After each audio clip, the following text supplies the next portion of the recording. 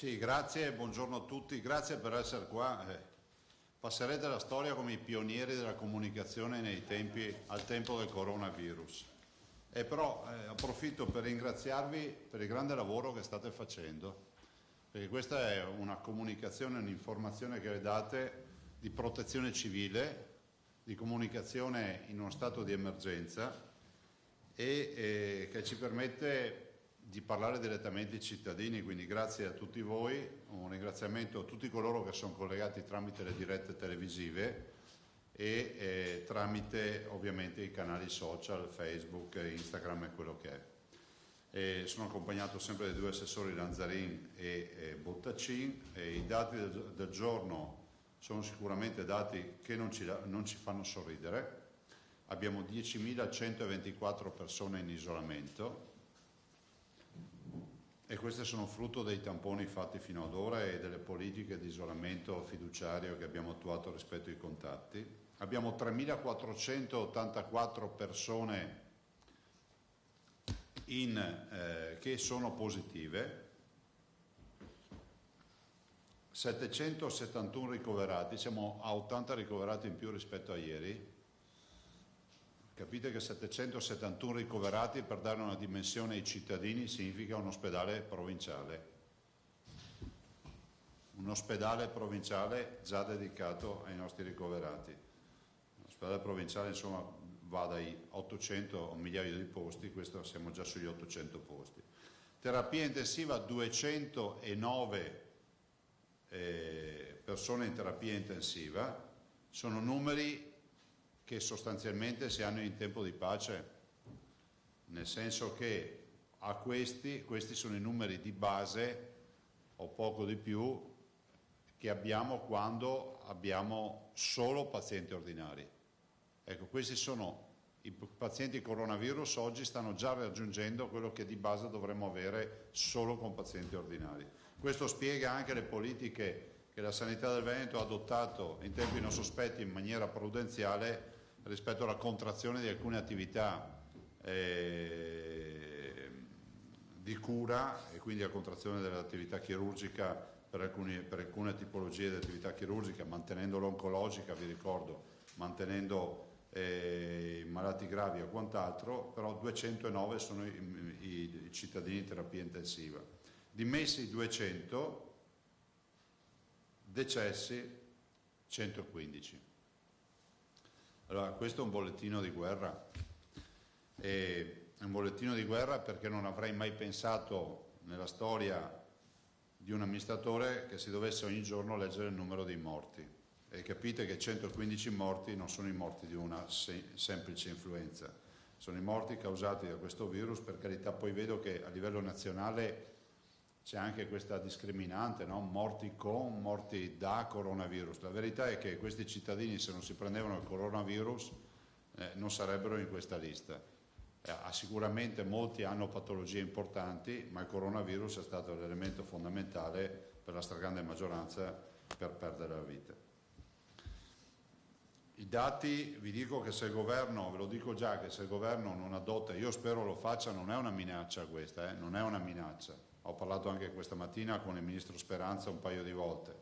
Se il governo non adotta misure restrittive mi vedo costretto, per quanto possano stare in piedi, ad adottare ordinanze regionali. Io spero che si adottino misure più restrittive rispetto ai passeggi. Abbiamo delle foto di Corso Garibaldi, di via Garibaldi, scusate, di Venezia di questa mattina, sostanzialmente, che sono foto di passeggiate di comunità che non sono assolutamente in linea con il tema del restare a casa, del stare attenti al contagio e di avere prudenza per quello che rappresenta l'uscire di casa.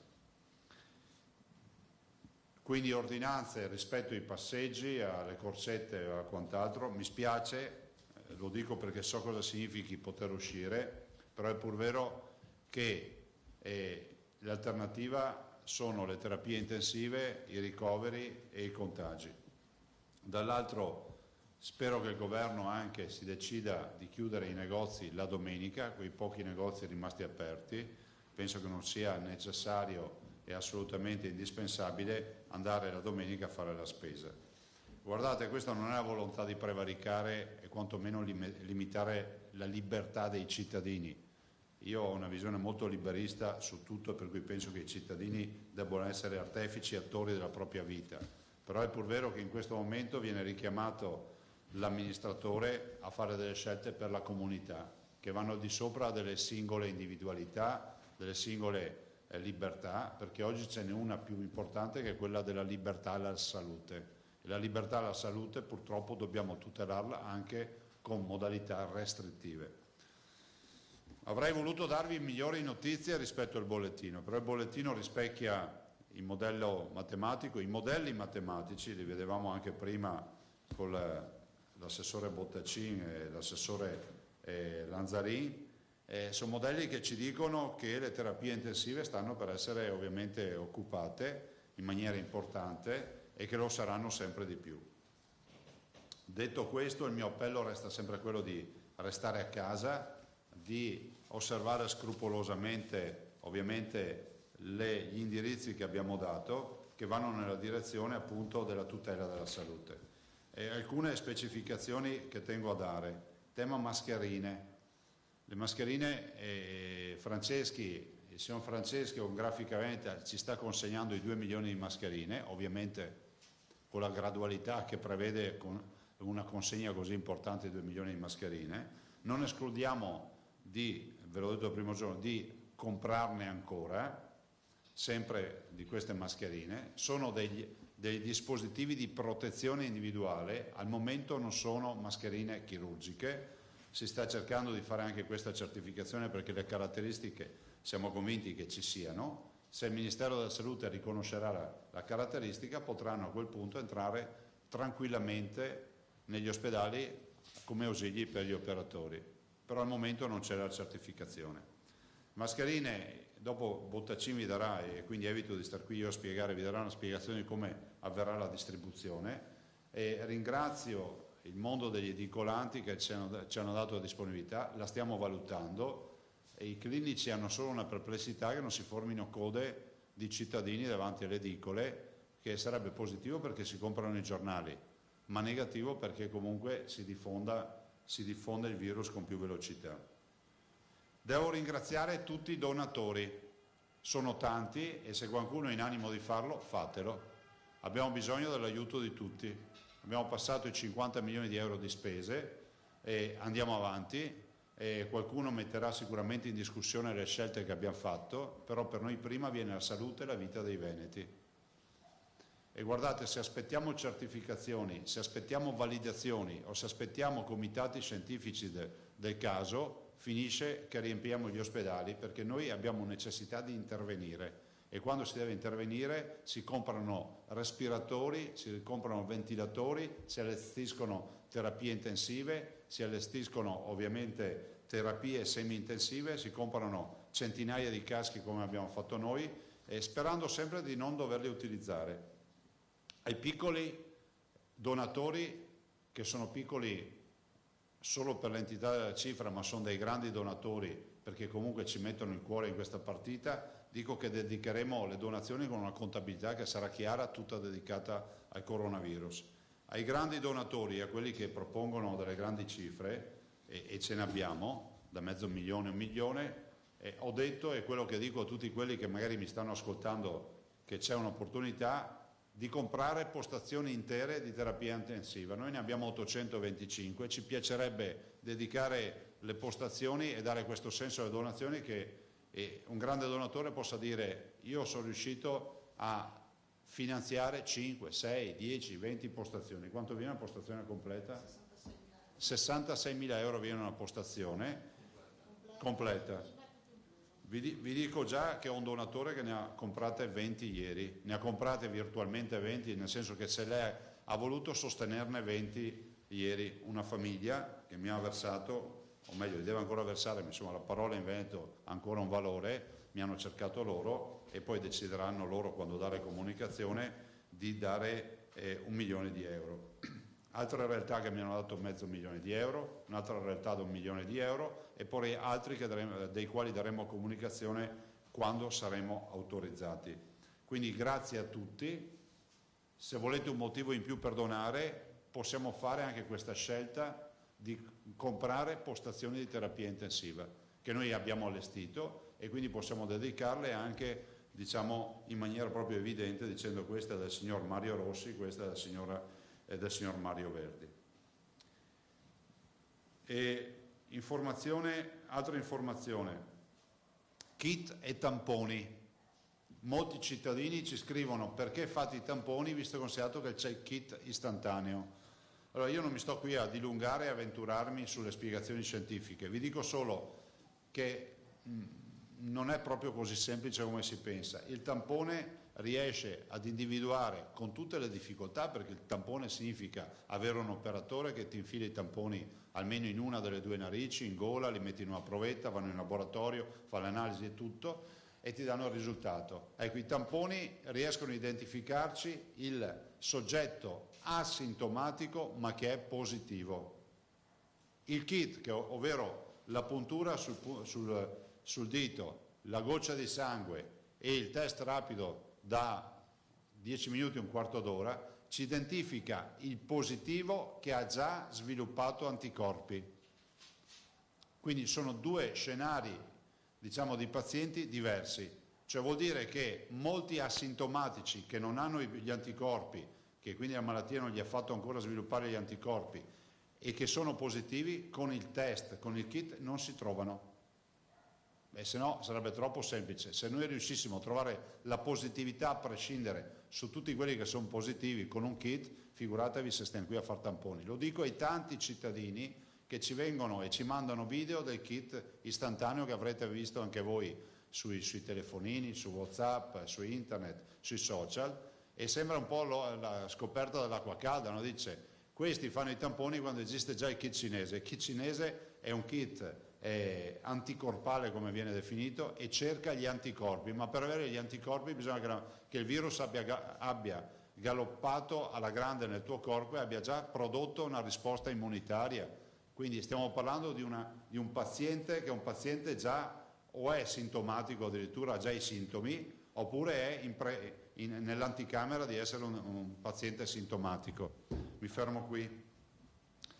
Ringrazio tutti quelli che hanno lavorato, ricevo quotidianamente categorie che mi dicono si è dimenticato di noi, mi sono dimenticato degli autisti delle ambulanze, hanno ragione, mi sono dimenticato, ma no, perché a volte li cito, le signore e i signori delle pulizie, ma ricordo tutti quelli che lavorano nel mondo della sanità, i volontari. Insomma, pensate che il ringraziamento va in maniera corale a tutti quelli che stanno lavorando, giornalisti compresi in questo momento, che fanno un'attività diciamo eroica e che vengono alle conferenze stampa. Voi non li potete vedere, sono tutti bardati con la mascherina e rischiano anche del loro, e non hanno fatto i tamponi, da quel che mi risulta, alcuni.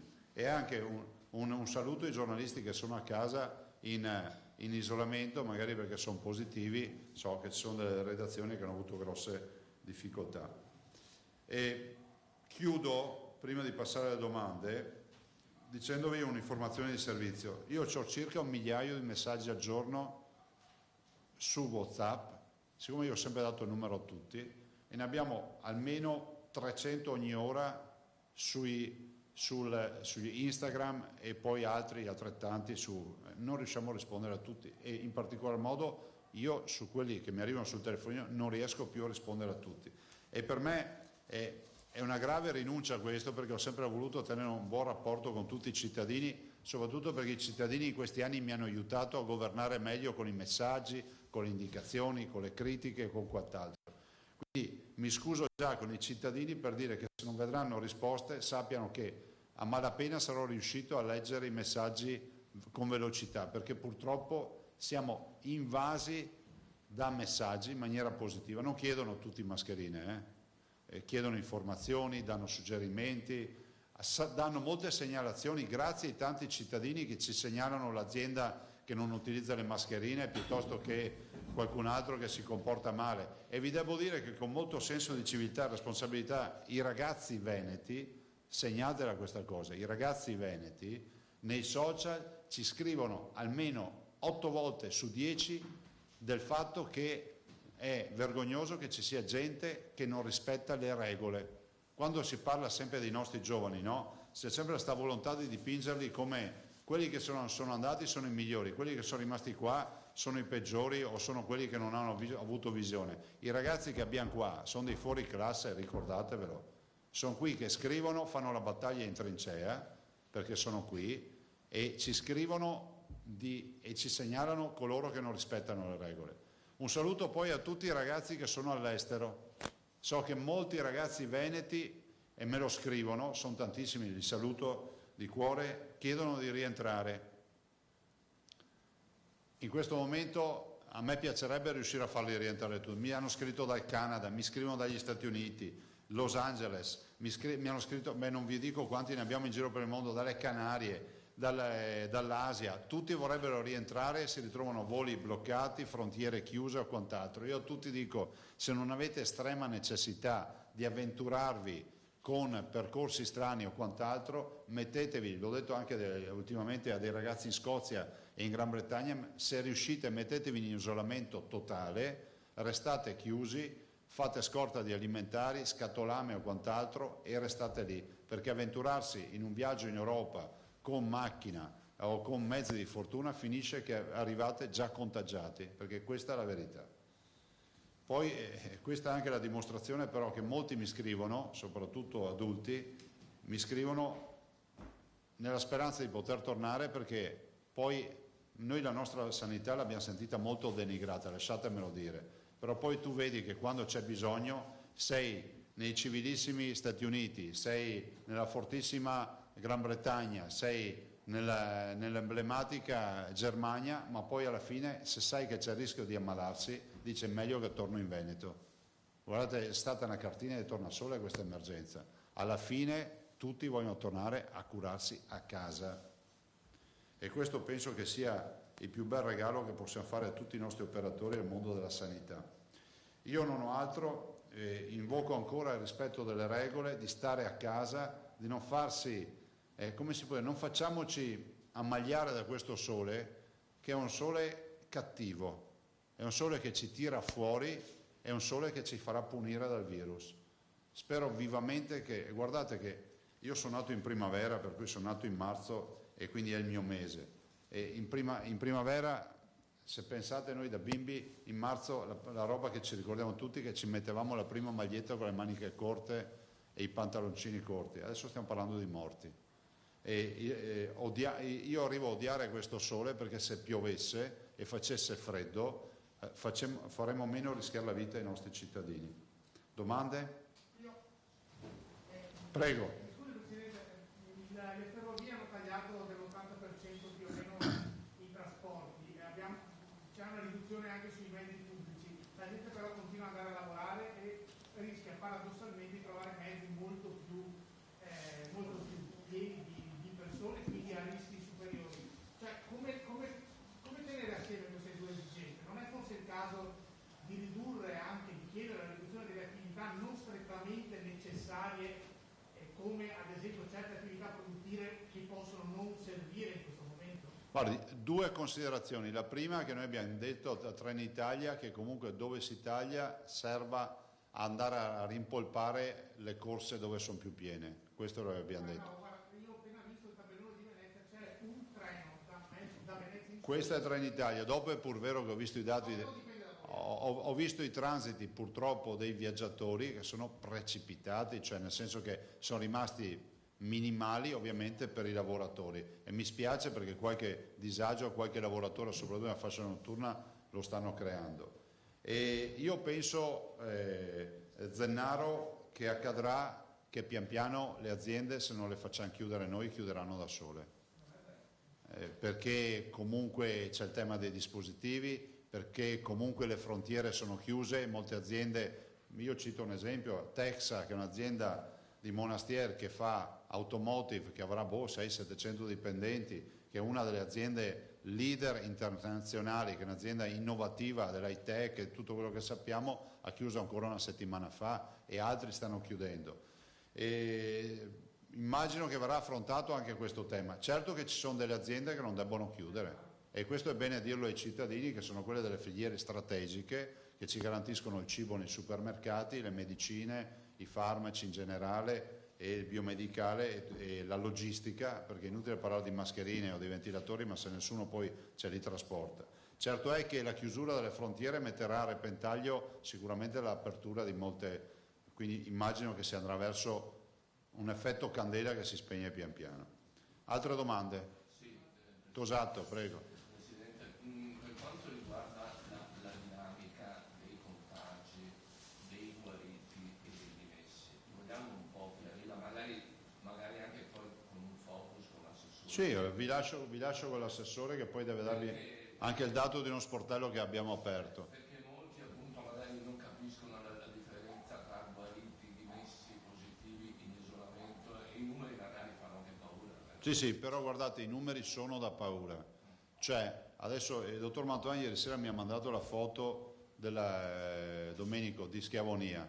Diffonderemo l'immagine che è plastica, è statica, è un'istantanea di una terapia intensiva allestita.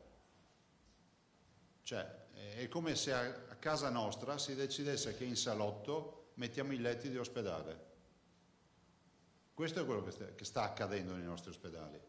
Li stiamo riempiendo pian piano di malati di coronavirus. Diffondiamo oggi quella foto e avete un'idea proprio plastica di cosa sta accadendo. Prego. Governatore, grazie innanzitutto per aver riconosciuto l'impegno della stampa. Le chiedo se siamo appunto, essendo in prima linea, annoverati tra la campagna dei tamponi, insomma, visto che lei ha detto no, avete fatto il tampone. Sì, ovviamente ci sono delle categorie a rischio, lo stanno facendo con gli ospedalieri e dopodiché si arriverà anche a coloro che garantiscono i servizi essenziali, forze di polizia, persone esposte come che so, le cassiere, i dipendenti ai supermercati, il mondo dei giornali, insomma tutti coloro che sono in prima linea, assolutamente sì. Voglio dire peraltro con le televisioni, e credetemi non è un attacco politico, però mi sento di dirlo, è giusto che il governo si metta una mano nel cuore e pensi a tutto quello che è la stampa locale, le tv, i media locali che hanno assolutamente bisogno di sostegno. E tutti voi state facendo un buon lavoro, dalla tv nazionale, il servizio pubblico o quant'altro, però è indubbio che insomma con la possibilità anche di gestire in maniera migliore i palinsesti a livello locale, dove la proprietà può decidere di fare le dirette H24, dove comunque c'è meno vincolo diciamo, di programmazione nazionale, è giusto che venga riconosciuto questo grande lavoro di protezione civile e di informazione civica che stanno facendo le tv locali. So che in questo decreto non è passata la misura, spero vivamente che il governo si metta una mano sulla coscienza e lo faccia col prossimo provvedimento. Altre domande? Prego.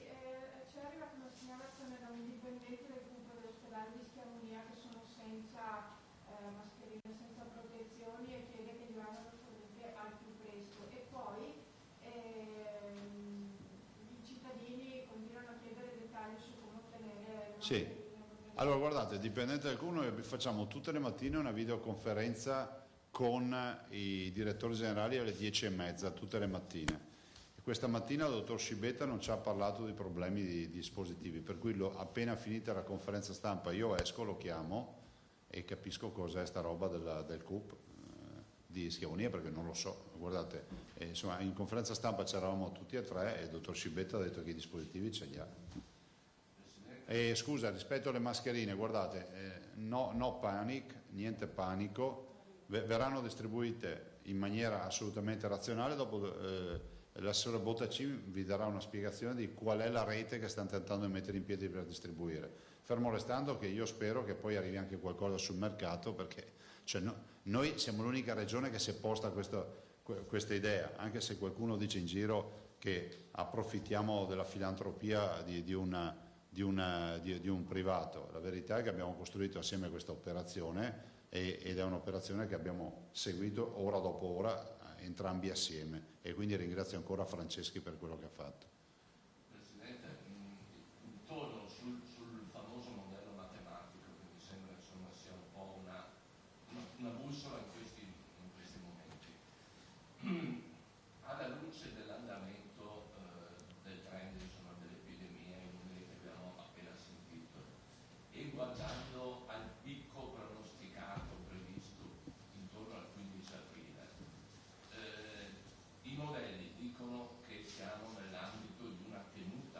No, guardate, i modelli ci dicono che se i veneti non si mettono in testa di stare a casa, Una tenuta ospedaliera, per esempio. se i veneti non si mettono in testa di stare a casa, di darci una mano, di evitare le passeggiate e altre robe del genere, noi per fine mese abbiamo il grave, grosso, enorme rischio di andare in overbooking con le terapie intensive. Quindi ognuno si inquieti per la misura che decide di inquietarsi.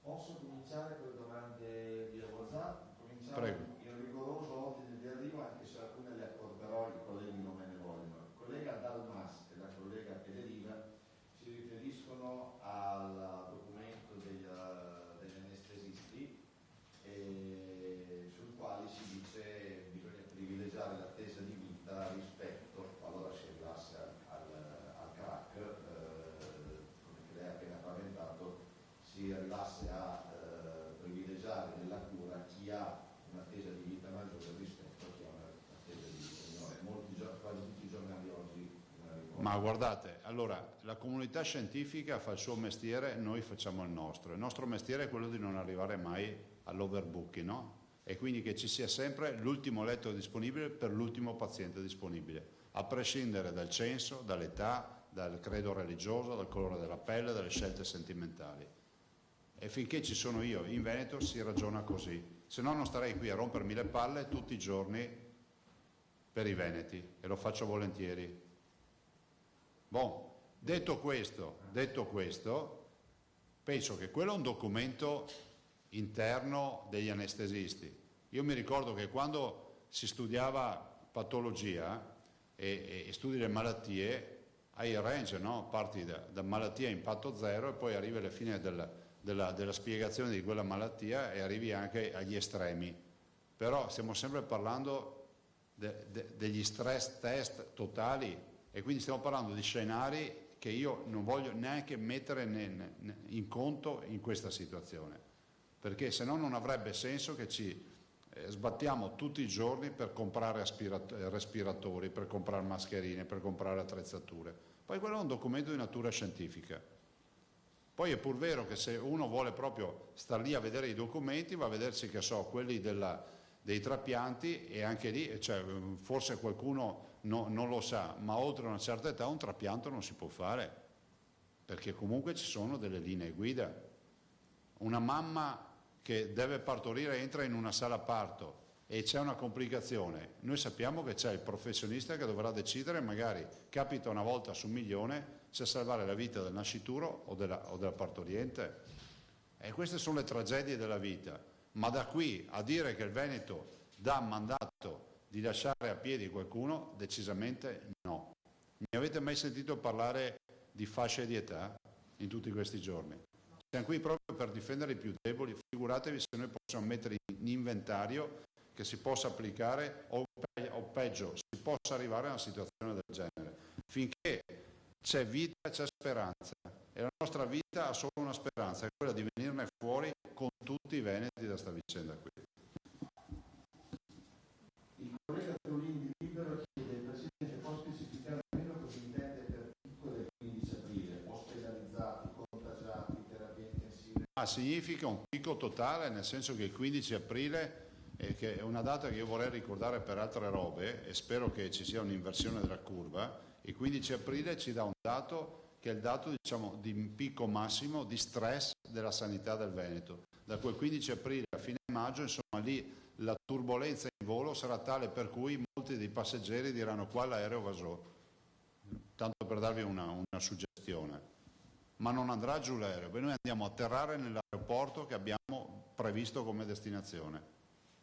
Il collega Bastianello dell'Aggi pone due domande: una fotografia dei posti letto occupati rimanenti nelle terapie intensive, e le tende allestite non sono ancora utilizzate, questo lo posso gestire io. No, le tende le utilizziamo per fare il triage, sono utilizzate per distinguere i percorsi. No. Le terapie intensive noi le abbiamo allestite, siamo pronti all'onda d'urto, siamo pronti alla grande onda. Ovvio che se i veneti ci danno una mano, porca miseria, magari arriva un'onda che possiamo affrontare con un surf normale, no? Se invece ci serve un transatlantico, ho l'impressione che qualche difficoltà ce l'avremo di rischiare di andare a insabbiarci. Allora dateci una mano e facciamo in modo, perché poi sembra sempre che il problema sia quello, sia dell'altrui, no? Che non ti tocca da vicino. A me è capitato persone in questi giorni che mi chiamano piangendo perché hanno il nonno, hanno il fratello. Noi abbiamo ragazzi in terapia intensiva, scrivetele queste robe.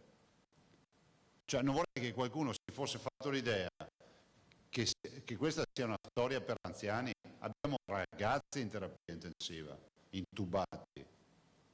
Abbiamo ragazzi in terapia intensiva intubati. Ditelo alla comunità. Boh, siamo capiti, no? Il collega Galvano dell'ANSA chiede, ieri l'Emilia Romagna ha fatto un'ordinanza sulle corse, stabilendo che si possono fare soltanto attorno alla propria abitazione. Il Veneto potrebbe fare altrettanto? Ma guardate, ve l'ho detto prima, noi se il governo, e auspico che il governo lo faccia, ma non, ripeto, non è una sfida, ne parlo sempre con il ministro Speranza, lo faccia perché è giusto che il tema della norma sia nazionale, perché guardate, noi siamo preoccupati della sfida che avrà il Sud, e la sfida sanitaria del Sud è la nostra sfida. Non si pensi che qui l'emergenza finisce quando arriva l'ultimo paziente, perché se c'è qualche altra regione o comunità in giro per l'Italia che ha casini, vuol dire che da noi l'emergenza non è finita. Allora io penso che sia fondamentale che ci sia una norma per tutti. Comunque se non ci sarà noi la adottiamo. Attenzione, ieri vi ho detto è una norma che noi non possiamo adottare. Perché oggi parlo invece in maniera sembra quasi contraddittoria? Perché ieri c'è stata una novità, ieri pomeriggio.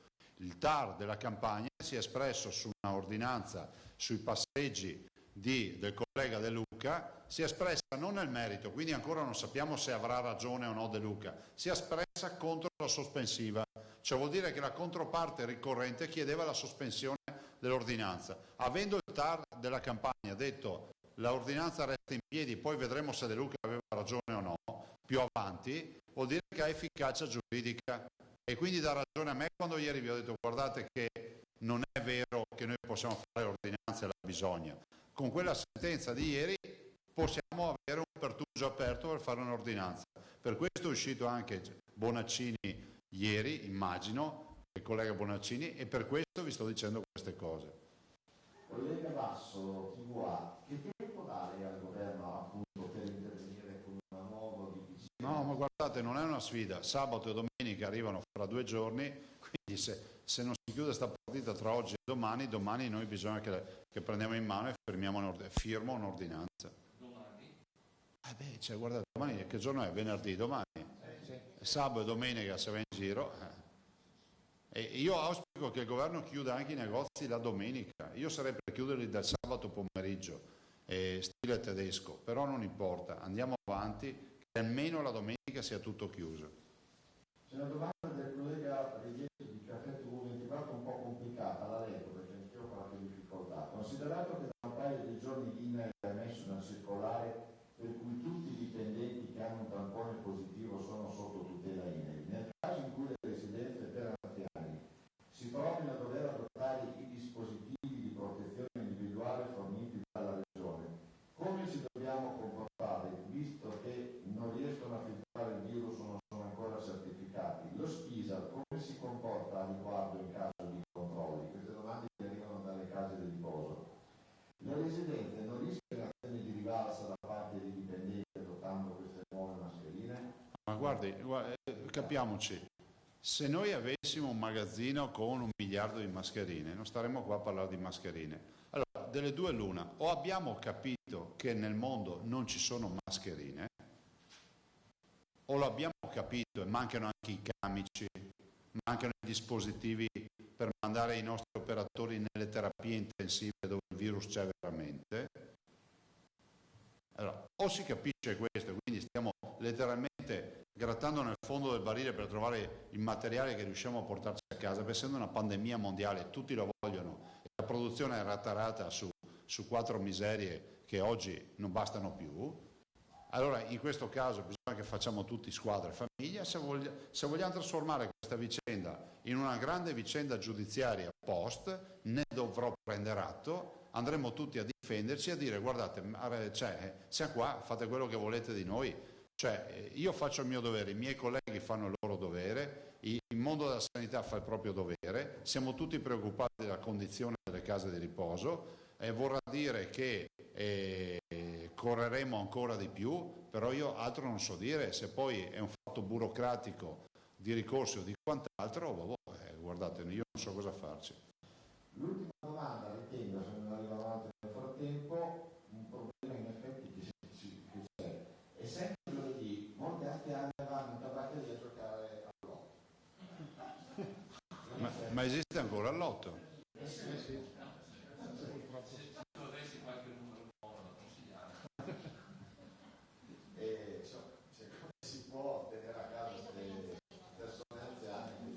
Guardate, io vi informo che sto facendo fare uno spot con le terapie intensive con i pazienti. Chissà che, come accade per le scatole di sigarette, dove ci sono i polmoni di uno che è morto magari di cancro al polmone, o dove c'è una tracheotomia, o dove ci sono altre evidenze, diciamo, di parti anatomiche devastate dal fumo, chissà che magari vedendo anche questi spot, qualche evento pensi che una partita all'otto, una settimana la possa saltare, insomma. Io non pensavo che esistesse anche più il lotto.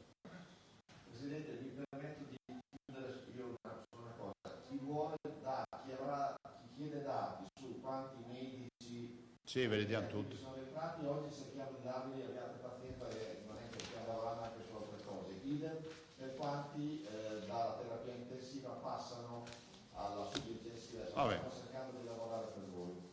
Prego, ultima domanda e poi vado, vi lascio gli assessori. Scusate, qualcuno, qualche cittadino ha espresso un po' di preoccupazione nei confronti di medici che stanno arrivando, i infermieri dicono ma non è che siamo in mani poco sicure. Ma quali medici che stanno arrivando? I rientri, eccetera, cerchiamo un attimo di tranquillizzarli. Di tranquillizzarli? Cioè, mi sembra quello nel deserto che aspetta l'acqua e dice, boh, sei inquinata, come c'è sta acqua?